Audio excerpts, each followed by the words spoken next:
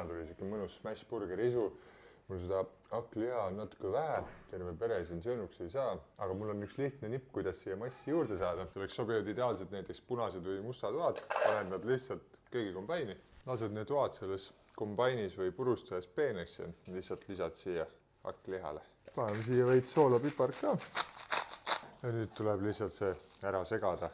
Ja no ma ei tea, maitse on ülihea, aga eks kui praadimiseks läheb, siis vaatame, kas sellest mässida ka saab. Selle smash burgeri tegemine muidugi ise eriline kunst ei ole. Viskad selle palli kuumale pannile ja vajutad laiaks. Nii kaua kui pihvid praevad, siis mul tuli üks hea mõte veel.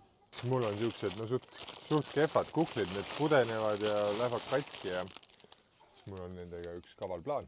Nimelt panen need kuklid mõlemad paniini grilli vahele lihtsalt ja vajutan need siin lamedaks.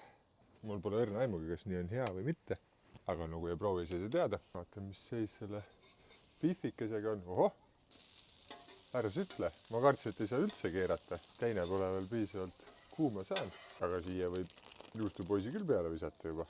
Laseme juustul sulada ka. No nii, ühel hetkel võiks see purksi sai ka mõnus vahvel olla.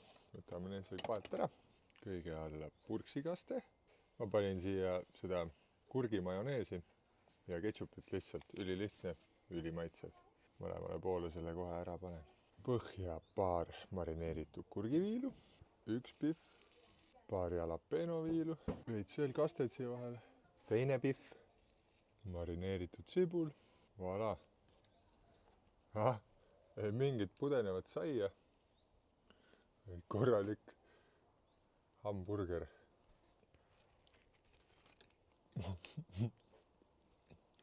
Süüa on maru keeruline. Jah, mis seal salata, see minu lisamine hakklihale tegi selle pihvi natuke lödimaks, kui ta võiks olla. Mind see muidugi ei häiri, seepärast et maitse on ülihea. Kahvli on aga, saab seda nautida küll. Oi kui hea, oi kui hea.